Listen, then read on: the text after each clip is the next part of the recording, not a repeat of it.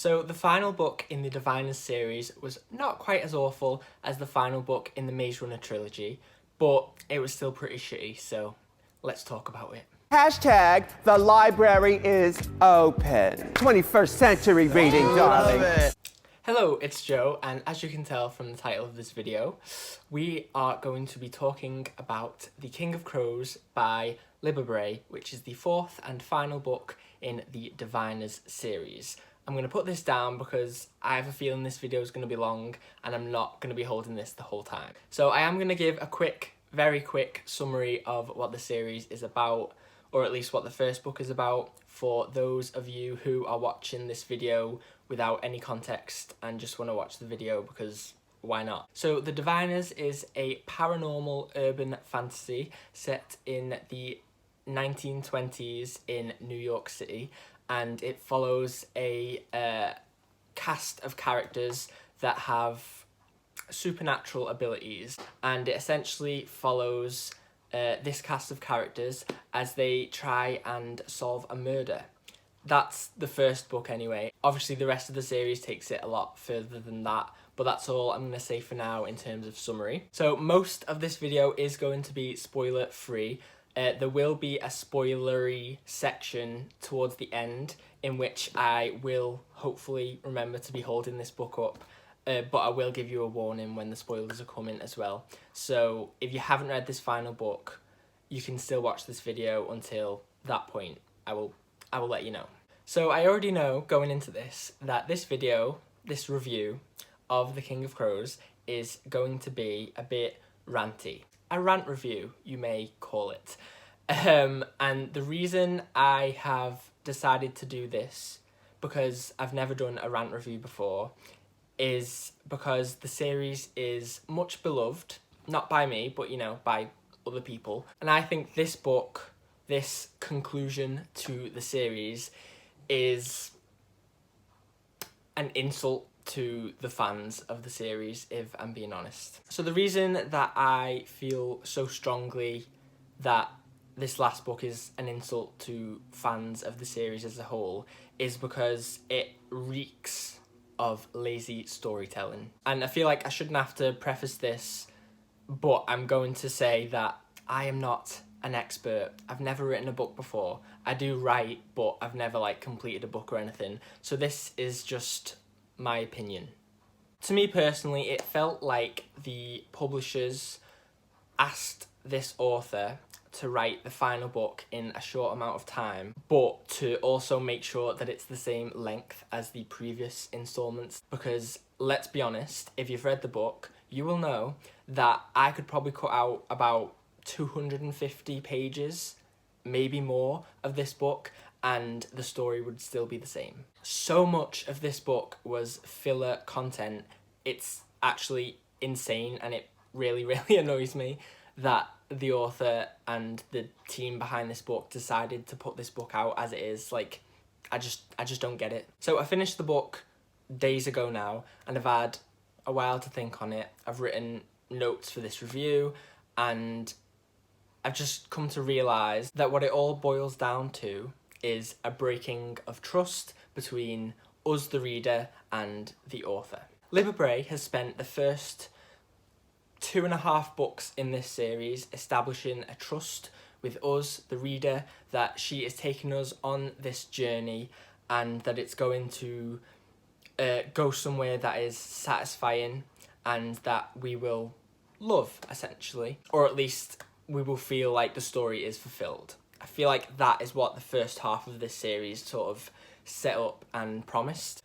However, for me, half of Before the Devil Breaks You, which is the previous book for those who don't know, and certainly all of this book was spent smashing that trust into tiny little pieces and leaving us as the readers to try and put the pieces back together in some semblance of a coherent story. But as Lady Gaga and Beyonce tell us in one of the best pop songs of all time, you know, Gaga, trust is like a mirror. You can fix it if it's broke, but you can still see the crack in that mother reflection. It did occur to me while reading the second half of Before the Devil Breaks You that the series might be about to take a serious nosedive, but I was still not prepared for this train wreck. First off, Libba Bray decides to take us out of this iconic 1920s New York City setting that she has so brilliantly built up in the previous books. And I'll say that, like, credit to her, she really came through with this New York 1920s setting in the books previous to this one. And to me, that's one of the best aspects of the series as a whole. So when this book takes us completely out of that setting, I just do not understand the reasoning behind that storytelling. Like, it just doesn't make sense. She also, and this one like really pisses me off, she also separates our group of characters at the beginning of this last book. Now, if you've read the series, you will know that in the first 2 books of this series, we follow this cast of characters, and they're all separated or in like pairs or threes, but none of them are like all together until the very end of book 2. And that's what made the end of book 2 so satisfying to me, because we see all these characters that we've grown to love or hate in some cases, and they all come together and it's iconic and amazing. And then we spend all of the 3rd book with all the characters together, and then in this 4th book she separates them all again. Why? I just don't understand. So for the majority of this book, we have to slog through hundreds of pages of these characters not being together before they finally regroup for the very rushed finale at the end. So our iconic setting is gone and our iconic characters are all separated. However, the butchering of this series does not stop there, because the characters are not only separated, oh no, they are also boring. All of these amazing characters and Jericho completely lost my interest in this final book, and that is like the worst thing ever, because the characters in this series are by far the best aspect. I know I said the setting was a great aspect, but the characters is like the core aspect of the series that I personally love. They essentially become nothing more than caricatures of themselves that live only to serve the plot, and that is a huge problem. And I think that, more than anything, is the biggest shame. And speaking of shame, I think the team behind this book should be ashamed of all of the telling going on in this final book, as opposed to showing. Show, don't tell. That is like basic shit. Again, I will reiterate, I am not a writer, but even I know that show, don't tell is like a basic need in a good book, and there is so much telling in this final book, and it just drove me insane. And don't even get me started on all the perspective switching mid-chapter. It started for me, or at least I started noticing it in Before the Devil Breaks You, but in this book it just got a whole lot worse. Like, when the characters are together, because we've followed their perspectives separately, it's like when they're together, Libba Bray can't decide whose perspective she's writing from, and so she writes from all of the perspectives at once, and it feels like you're in everyone's head, and it's just confusing and stupid. And I would like to know who thought that was a good narrative decision for this series, because that person needs to be fired or something, like, seriously. Now, I can't really talk about this book without mentioning the character who it is named after, the King of Crows. When we first met him at the end, or was it the middle of Before the Devil Breaks You, I was immediately a bit turned off. He reminded me of a Digimon villain. I'll try and insert pictures of like the specific villains that I mean, and basically I was immediately underwhelmed by him. and that's in the previous book. However, in this book, after which he is named, it's just even worse. I thought this book might redeem him as a villain and actually make him scary or intimidating, but no, he remained a Digimon villain throughout. And I suppose you could say, at least he was consistently terrible. So those basically sum up my non-spoiler thoughts about this book. The plot was meandering, didn't go anywhere. The ending was completely not satisfying at all. The characters just became caricatures of themselves. The writing was really poor, in my opinion. We were taken out of the setting that we loved. The characters were all split up. Like, everything about this series that I liked previously. And don't get me wrong, I wasn't like the hugest fan of the previous books. Like, I liked the first book. The second book, in my opinion, is the strongest and my favourite for sure. The third book, I liked the first half. The second half is where it started to go downhill.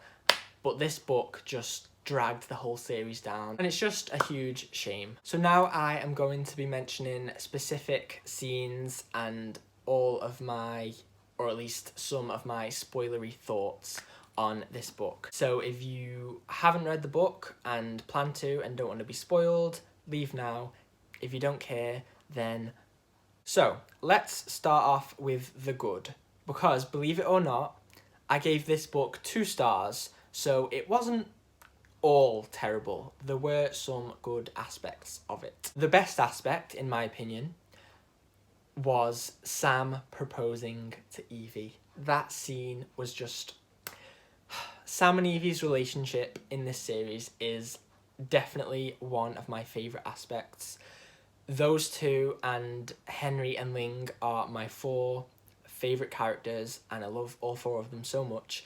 And the scene in this book where Sam proposes to Evie, I just love it so much, and it is one of the few times while reading this that I actually felt emotion, and it was amazing. Another thing I really liked was the fact that Jericho died. Loved that. Hated Jericho throughout every single book in this series, and when he died I was like, great. Another good part of the book was Blind Bill killing Sarah Beth. That was extremely satisfying, and I hated Sarah Beth as a character, but seeing her be killed by Bill was, yeah, I think she really deserved it. I think that's it. So now on to the bad. Let me just change position because I'm sat on my legs and it's really hurting. Ugh. Okay. First of all, Sarah Beth. She single-handedly ruined this whole series. She's the one that took them out of New York and separated them all, and she was so obviously evil the whole time, and the fact that no one noticed just annoyed me so much, and it just screamed plot convenience. It was so frustrating to read them all interacting with her as if she was this cute, innocent little girl, and I thought she was a little girl until we learned that she's like 15, but either way, she was very obviously evil, and I hate that it took so long for Evie to read one of her items and find out it. Anyway, Sam's rescue was far too quick and easy. And like I said earlier, Sam and Evie are 2 of my favourite characters, don't get me wrong. So I feel like Evie rescuing Sam from that guy, Jake Marlowe, I feel like that rescue should have been something that I, you know, was fully invested in and cared about, and should have been like on the edge of me seat stuff. But nope, it was just very easy and quick and rushed, like a lot of things in this book. Something else that is, I think it's a trope that really annoys me, is everyone ended up with a love interest. Every single character ended up with a love interest, and I just, for once in a series like this that follows like loads of characters, I just want single people to be represented, and they never are, because everyone has to end up with a love interest. Jericho and that girl from, was she from the circus or the whatever group they were traveling with that Jericho falls for? Jericho did not deserve a love interest after what he did to Evie in the third book. Like, that was so unnecessary. It, like, ugh. No. Everyone ending up with someone romantically annoys the shit out of me. Some people, like Sam and Evie, love them together. Theta, and Memphis, love those two together. But, oh my god, like, Ling and Alma didn't need to happen. I'm sorry. And I love Ling, and I liked Alma as well, but I just do not see why that had to happen. And then Jericho and his, like, being single is okay, and we need to, like, show that in YA books. Seriously. Another thing, Isaiah's resurrection made 0 sense and completely cancelled out all of the emotion that I felt when he died. And it, when I say it made 0 sense, like, it made no sense for Isaiah to come back to life, because his head was bashed in with a rock and then he was pushed in a river and likely drowned. I don't see how he can come back from that, especially when he was already dead. We know Memphis cannot heal the dead. We know this. It's been established. And so Libba Bray thought that in this book it would be a good idea to just resurrect a dead character, because why? It just didn't make sense with all the rules of the magic system that she set up. Like, it just, there was no payoff. Like, he came back to life and I felt just confused and didn't like it at all. And like I say, it cancelled out all of the emotion that I felt when Isaiah first died. And I did feel a lot of emotion then, but it's just tainted now because the resurrection trope was done not well at all. Speaking of death, Jake Marlowe's death was stupid and didn't make sense at all, and therefore wasn't satisfying whatsoever. And this is one of our main villains of the whole series. In fact, with the way this book was written, even though it's called The King of Crows, it's written as if Jake Marlowe is the main villain, and yet he died off page or off screen or whatever you want to call it. And it just, there was no satisfaction in his death whatsoever, because it was just so confusing. Like, it didn't make any sense. Something else that annoyed me is we didn't get to see Jericho's reaction to Mabel dying. Now, I know Jericho never reciprocated Mabel's feelings for him, but he did, like, care for her as a friend, I think. And she died at the end of the last book, and he was in the forest running away from Jake Marlowe's mansion or whatever. And then in this book, the first time we see him is in Will's apartment when he sees Evie there. And so when the two of them meet, he doesn't have a clue what's gone on, or at least he shouldn't.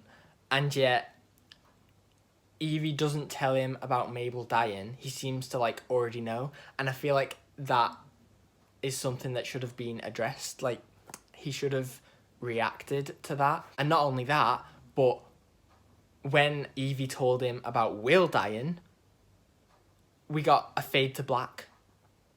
Like, Will was one of, if not the most important person in Jericho's life. Now, let's not, like, get it twisted. I hate Jericho, but in terms of him as a character, he loved Will as, like, almost like a dad.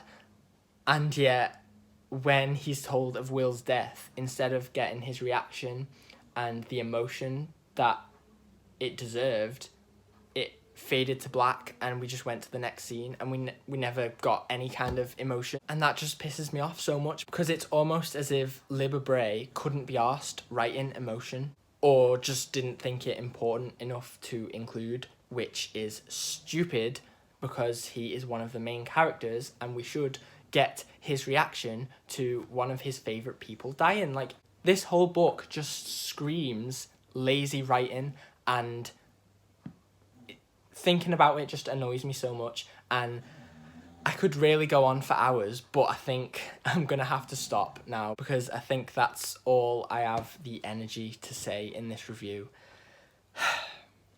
I know a lot of people have read this final book and loved it, and I'm very happy for those people, but to me it was just not good at all, and I have seen a few other people be disappointed in it as well, but I have seen more people that are happy with it, and that's great. If you're happy with it, I'm happy for you.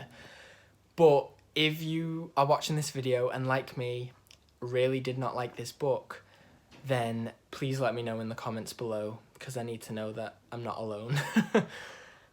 So that's the end of this video. Like I say, let me know all of your thoughts in the comments below, whether you agree with me, whether you disagree, like, whatever, just leave it in the comments below. I am very interested to hear what everyone has to say. If you enjoyed this video, make sure to give it a like or a thumbs up. If you think you'll like more of my videos, then subscribe below. All of my social media links will be down in the description if you want to check those out. But other than that, thank you so much for watching. I hope you're having an amazing day. Goodbye.